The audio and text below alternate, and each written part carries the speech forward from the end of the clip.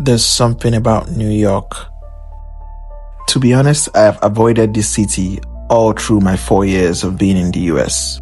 I'm not really a fan of big cities. The noise, the chaos, none of it ever appealed to me. But somehow, this trip unlocked something new.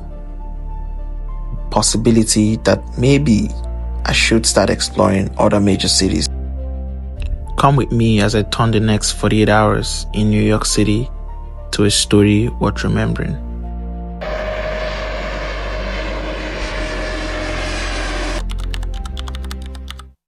I arrived at Grand Central Terminal, and like most first-timers, I got a little confused trying to navigate my way out.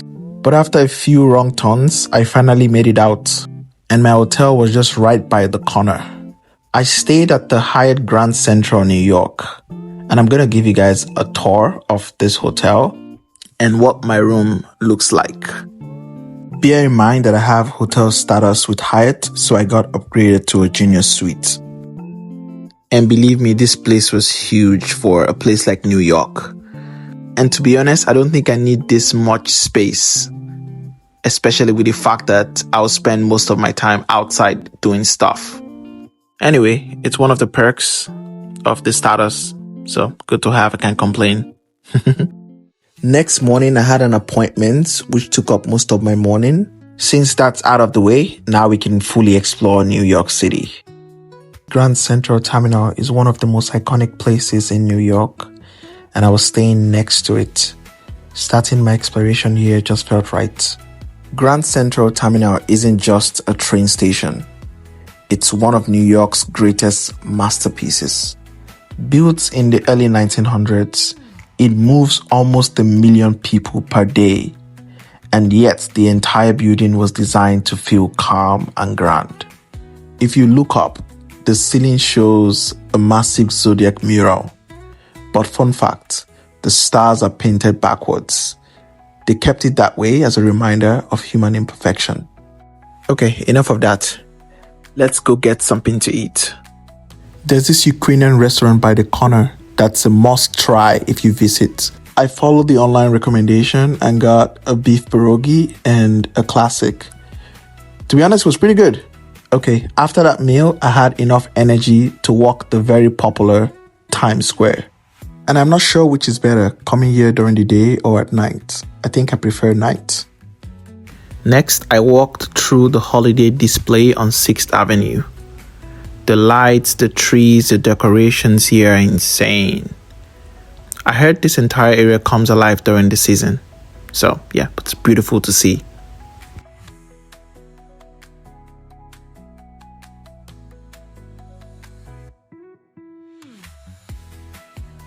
The next stop was the Radio City Music Hall, one of the most legendary theaters in the world. It was opened in 1932, and this place has hosted everything from Grammys to movie premieres to famous Christmas spectacular with the Rockets. And you can feel the history just standing outside. And then I made my way to Saks Fifth Avenue, and this one felt special. For nearly 20 years, their holiday light show was one of New York's biggest traditions. But last year, it completely disappeared.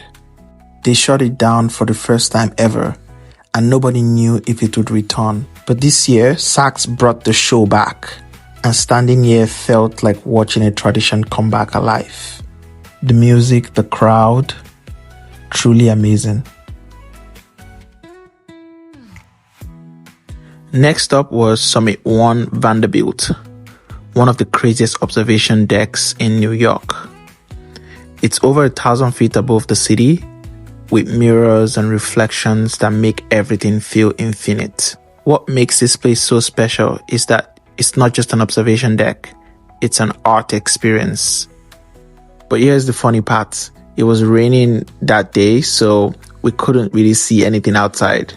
So lesson for you, if you ever need to come here, make sure you check the weather. Well, I got to see the balloon room. Really beautiful, getting to see everyone's inner child coming out. And this room covered in screens and the clouds moving around you. Woke up the next morning feeling a little bit refreshed and ready for the day. I decided to go explore a true hidden gem. I'm not sure a lot of New Yorkers are aware of this place, but it's just 20 minutes away from New York City, and it's free and open to the public. The Untermyer Garden, a place that honestly feels nothing like New York. Hidden in the Yonkers, this garden sits on a cliff overlooking the Hudson, and the moment you walk in, it feels like you stepped into ancient Persia. While I was here, I walked down the Vista, a long distance lined with towering cypress trees, designed to feel like the ancient pathway to the heavens. It leads you straight down towards the Hudson River. This is honestly one of the most beautiful things I've ever seen. Then I hiked through this stunning autumn forest to the next location on this garden called the Temple of Love. It was designed as a romantic escape where guests once listened to orchestras and watched fountains perform. Today, it's still one of the most peaceful places in the garden.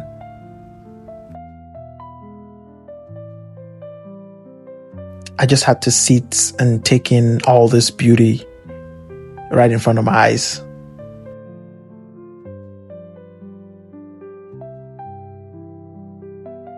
Next was the walled garden, a Persian-inspired paradise, which feels simple but yet separate from the rest of the world.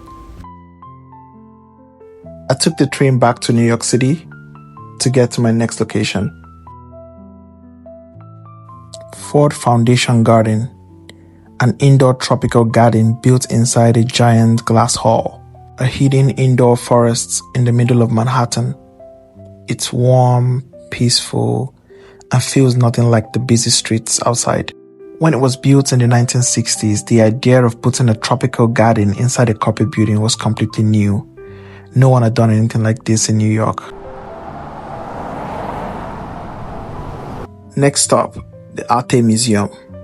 This museum is all about blending nature with digital art, taking things like waterfall, flowers, and turning them into massive immersive worlds that you can walk through. Every room is designed to make you feel something. It's less of a museum and more of a full-body experience, in my opinion. I found this room that had a piano in it, so I just decided to play a little bit. This was really astonishing to watch, and it was more beautiful seeing the kids get so excited running around. I think this is an experience that is recommended for anyone of any age group.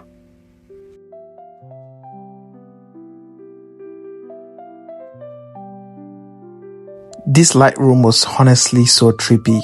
The colors, the reflections, and the movement. It felt like my senses were playing games with me. And then the hurricane room. I felt like some god controlling the storm. Sensational. I was hungry and wanted to get something to eat, so decided to stop at the Hudson Mall. And my god, the Christmas decoration at the Hudson Mall is next level. What a sight. I decided to stop by Shake Shack for dinner. My last stop was the Vessel. This massive honeycomb-shaped structure at Hudson Yards cost nearly $200 million to build. And for a while, it was one of the most visited landmarks in New York. But after a series of tragic incidents where people jumped from the upper levels, the city shut it down for years. Now it's finally open again with safety nets installed all around the interior. I was very happy I came to New York at a time where people can climb this again. I really can't explain how beautiful the sight was from the top of the Vessel. You could see the whole city around you.